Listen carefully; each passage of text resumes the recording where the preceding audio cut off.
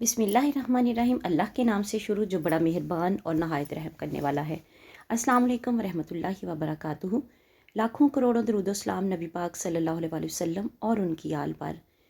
जी, तो आज हम आप लोगों के लिए एक बहुत ही बेहतरीन सा अमल लेके आए हैं कि कब्र के अजाब से नजात का बेहतरीन अमल है ये। इस दुनिया में हम लोग दुनिया के कामों में जितना भी हम लोग बचें, हम लोग कोई ना कोई गलती कोई गुनाह इस तरह का कर बैठते हैं कि जिससे हमें बाद में फिर खौफ होता है, बहुत ज़्यादा खौफ आता है कि या अल्लाह हमें माफ़ कर दे। अल्लाह से दुआ करते हैं, जब भी हमसे कोई गलती हो जाए तो हमें दुआ करनी भी चाहिए, क्योंकि गलती करके उसको कबूल करना ही इंसानियत है, और जो गलती करके कबूल नहीं करता तो वो शैतान का अमल है। तो हमें शैतान वाले अवामल नहीं करने, हमें इंसानों वाले अवामल करने। अल्लाह ताला ने हमें अशरफुल मखलूक़ात बना कर भेजा है।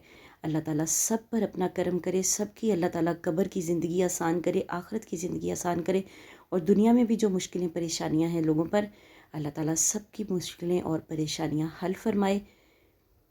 और आप लोग शब बारात आ रही है, तो शब बारात के दिन का ही अमल है, सॉरी शब बारात की रात का अमल है। तो चलिए आपको बताते हैं, आप लोग ज़रूर एहतमाम कीजिएगा, और मेरे लिए तमाम उम्मत मुस्लिमा के लिए भी साथ में दुआ कीजिएगा। शब बारात की रात में बाद नमाज इशा 8 रकत नफल 4-4 करके इस तरह पढ़ें कि हर रकत में सूरह फातिहा के बाद सूरह इखलास 10 मरतबा पढ़ें। इंशाअल्लाह अज़ाब कब्र से नजात होगी।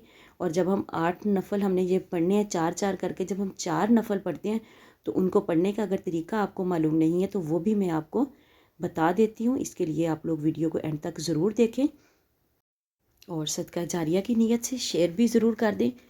तो जब हमने 4 नवाफ़िल पढ़ने हैं इकट्ठे, तो 4 नवाफ़िल की हमने नीयत कर लेनी है।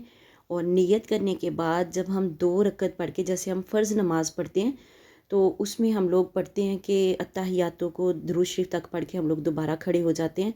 तो इसमें आप लोगों ने अत्तहियातों पूरी आगे तक दुआ तक पढ़नी है, जहाँ तक हम लोग रब्बी जालनी वाली दुआ ही पढ़ते हैं तकरीबन सभी लोग।